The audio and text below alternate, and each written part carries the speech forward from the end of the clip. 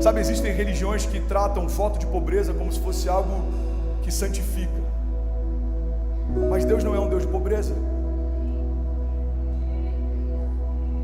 Deus não é um Deus de pobreza. Vou falar de novo e alguém vai celebrar isso aqui. Deus não é um Deus de pobreza. Nenhum pai tem prazer em ver falta no seu filho. E se nós que somos maus temos prazer em dar boas coisas para os nossos filhos, é o que o próprio Jesus disse: quem dirá o Pai que está no céu? Fomos chamados por Deus para sermos grandes. Pastor, a Bíblia diz que eu preciso diminuir para que ele cresça. Pois é, João Batista fala isso no final de um tempo.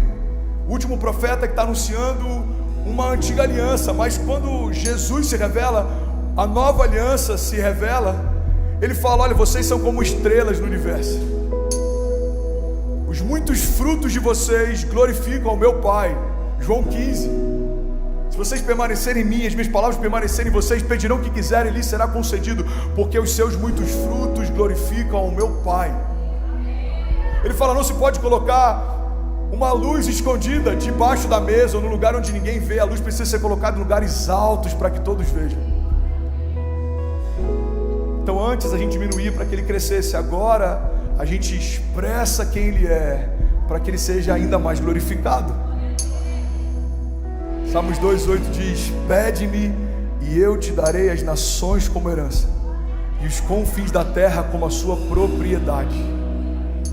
Irmão, uma das coisas que mais limitam pessoas a saber lidar com o novo de Deus é a nossa dificuldade em saber lidar com o futuro.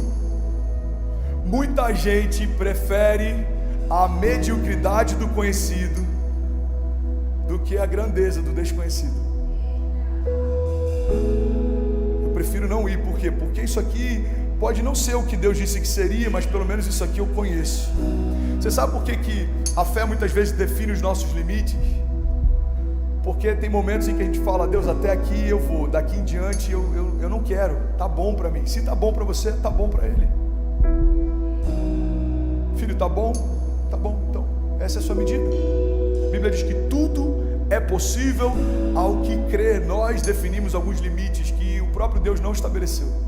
Eu já falei sobre isso aqui. Eu lembro que eu fui pregar uma mensagem lá no Rio alguns anos atrás. O tema da mensagem era voe alto, fly high. E aí eu fiquei buscando em Deus alguma palavra que pudesse marcar aquilo. E Deus falou comigo: filho, eu quero falar com você sobre os seus limites. Eu já falei sobre isso aqui, mas vai ser novo para alguém. Alguém está comigo? Diga amém. E ele falou assim: pega uma lista e começa a anotar tudo que te limita. E eu comecei a anotar os meus limites. Eu queria inclusive te fazer esse convite. Você pode, durante a tua semana, pega um dia durante o teu lugar secreto, no teu devocional, e começa a escrever os seus limites. E aí a segunda coisa que Deus me falou foi: agora anota ao lado dos limites quem te limita.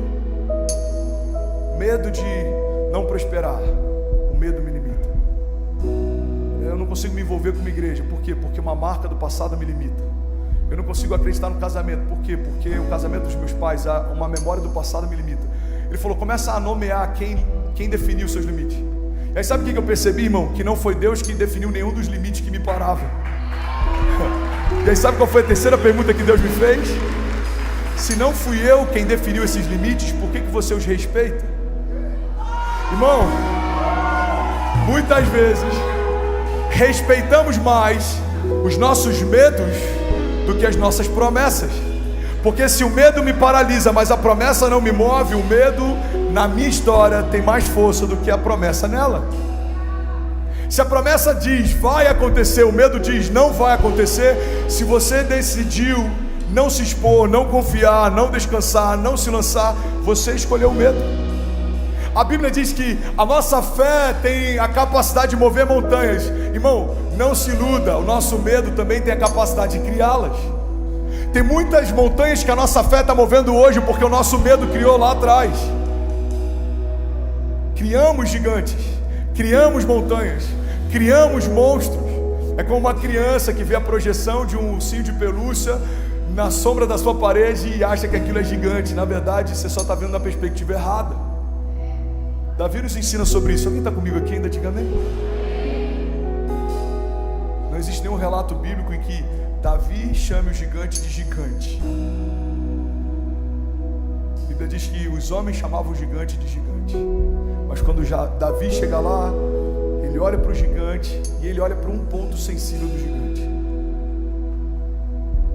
Ele fala: quem é esse incircunciso filisteu que quer afrontar o Deus dos exércitos? Irmão, guarda isso. Quem não tinha circuncisão não tinha uma marca da aliança. Então, quando Davi olha para um homem sem aliança, ele fala: tá fácil. Tá fácil. Como que alguém que não tem aliança com Deus quer afrontar alguém que carrega uma aliança de Deus? Então ele não olha para o gigante pela estatura que ele tem, ele olha para o gigante pela ausência que ele tem. Ele fala: quem é esse homem sem aliança que vem enfrentar um Deus que fez aliança com o seu povo? Chamamos alguns gigantes de nossos gigantes, os nossos problemas, os nossos desafios, mas nem sempre chamamos milagres de nossos. A minha cura, a minha restauração, o meu milagre. Você percebe que muitas vezes a gente não vive grandeza por uma questão de mentalidade. É fácil a gente crer no gigante, mas às vezes se torna mais difícil a gente crer num Deus que mata gigante. Por quê, pastor? Porque as tempestades são palpáveis, você olha para elas e é possível vê-las. O milagre eu tenho que crer que vai acontecer. Os gigantes são palpáveis, você olha para eles e é possível tocar neles. O milagre eu preciso crer que vai acontecer. Mas a verdade é que o reino espiritual, ele é mais real do que qualquer coisa que os nossos olhos conseguem ver.